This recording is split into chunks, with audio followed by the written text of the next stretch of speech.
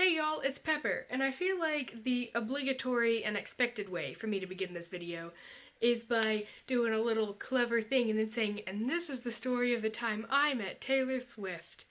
But I'm pretty sure most of y'all can read, and so you kind of already know that this is the story of the time that I met Taylor Swift. And so I'm not gonna do that. Before I say anything, I want to say, if you're my friend, and we've been friends for any length of time, and now you're gonna start flipping out because, what, you never told me you met Taylor Swift? You will soon find out the reason I never told you that I met Taylor Swift, because part of it, the reason I don't tell my friends in real life, is because I didn't handle meeting Taylor Swift very well, and I honestly don't feel like I legitimately met Taylor Swift. And I don't know, it's just not really anything to brag about, but I think it is kind of a funny and nostalgic story. So, the reason I never talk about this online is because then whenever I tell people, oh, I really want to meet Taylor Swift, I know someone is going to say, you can't say that, you already met Taylor Swift, you had your chance and you messed it up and that's your fault. And I will be attacked. I will be brutally slayed by the 12-year-old Swifties. And you know, Swifties, you're fine, you're great, but you can just stay over there. I got this album in 2006 for my 7th birthday. It came out in 2006.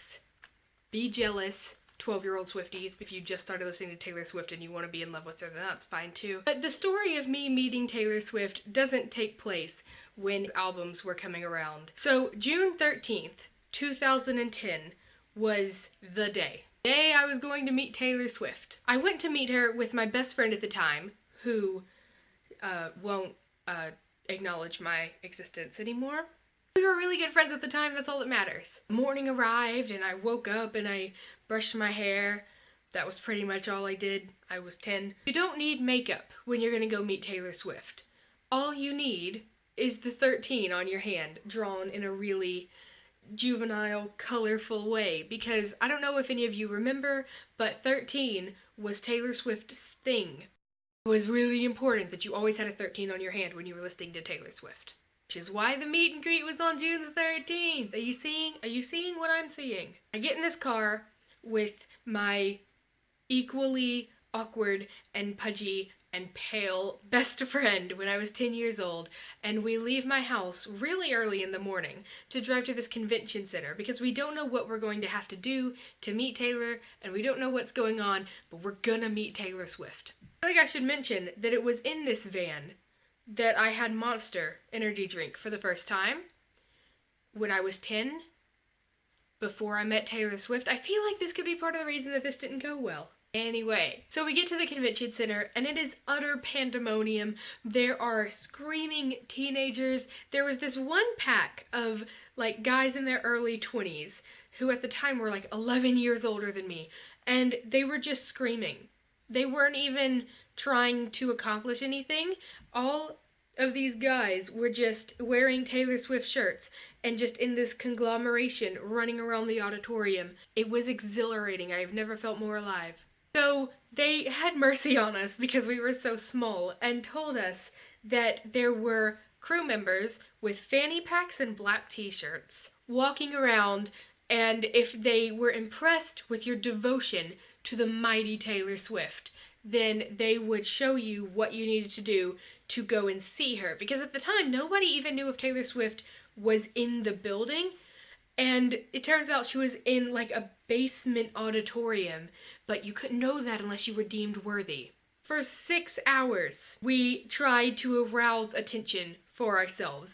And then it was about 2 in the afternoon, and we reached a breaking point where it was either Taylor Swift or nothing. It was at this point that my friend's mom was so sick of us being here and nothing happening that she started to take drastic measures. I really hope you're going to be able to see this. She spent $75 each on 2 of these Taylor Swift throw blankets. Photo of Taylor Swift, and then they say fearless at the bottom. I'm so short. I'm so sorry, but this is my blanket that I still have. I've had this blanket for 6 years now, which makes me feel really old. So, $150 on 2 throw blankets with an, at the time, country music star's face on them later. It is now myself holding one end of the blanket and my friend holding the other end. And her little sister was breakdancing on the floor in front of our blanket wall. And we stood in this slightly isolated hallway and just chanted, "We'll do anything for Taylor, we'll do anything for Taylor, we'll do anything for Taylor, we'll," at the top of our lungs for 45 minutes. After 45 minutes, these really shady looking guard people came and found us, and they were like, "You need to come with us." And we're like, "Okay, we're gonna die." And they're like, "Just follow us." And we're like, "Oh yep, we're gonna die." So we follow these guards who are not wearing fanny packs and who are not wearing black t-shirts. And they take us into this unmarked elevator at the very back of the auditorium. And they look at us, and we get in the elevator, and they're outside, and they say, "Go down to the first floor. You've earned it." And it's like, yep, there's a torture chamber, there's a dungeon down here. This is it, this is the end. This was all a scheme to find tiny, chubby white girls. So we go down to the first floor, and all we see is this line of people. So we get in the line of people, because that's how humans work. And the girls in front of us start cheering, like, "Oh yeah, you made it, you made it."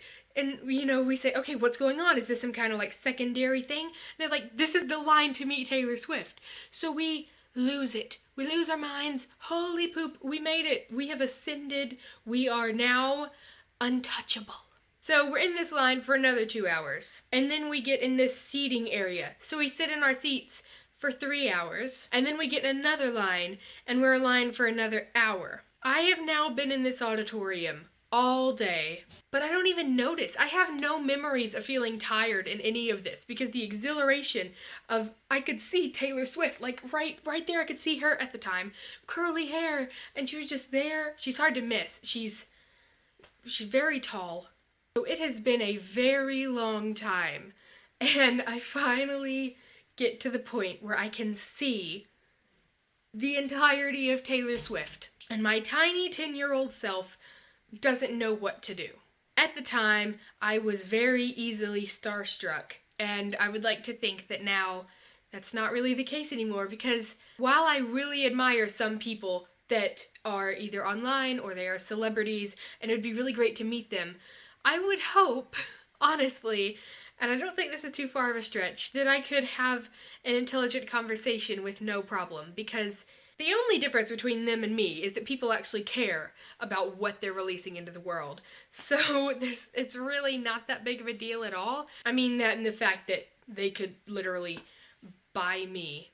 So fast forwarding a little bit, we get to the front of the line, and the 2 teenage girls in front of us that were the ones that told us what was going on meet Taylor Swift, and both immediately break down into tears, and they're screaming and crying, and like they have their arms around her, they're holding on to her, and they finish their little thing, get pictures taken, autographs, and they leave. And then right as they're leaving, the manager woman who was, you know, delegating the line comes up to me and my friend and just says, "All Taylor Swift has eaten today is half of a cheese sandwich. She hasn't slept more than 3 hours in a month.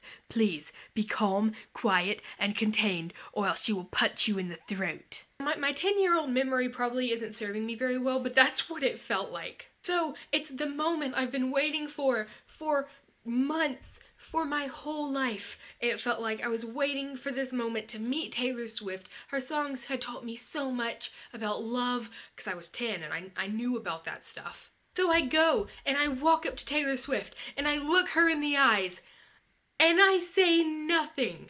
She asked me what my name is.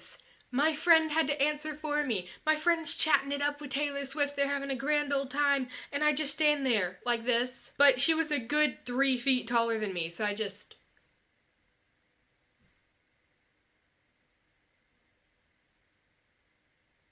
One thing no one can ever take away from me is I legitimately remember that she smelled like roses and watermelon. So after my best friend's little sister having a mental breakdown because they wouldn't let her in to see Taylor Swift because she wasn't worthy, it was really, the whole thing was really kind of shady and harsh. My minutes basking in her glory was over, and we were shoved to the end of the line. I got away with this. So yeah, this was my memento for all my waiting. And honestly, it's just funny because then people see this and they almost don't know who this is because this is not the Taylor Swift that you know of anymore. So I hope you enjoyed another opportunity to learn how you shouldn't react to situations based on how I have reacted to them. And I hope my 10-year-old self knows that there is hope, and one day you will be making videos on the internet for people who don't know you, don't really care, and are probably gonna leave mean comments because you have this and they don't. Ha! Seriously though, this is a really nice blanket. I'll see you guys in the next video, and until then, I'm Pepper. Stay salty.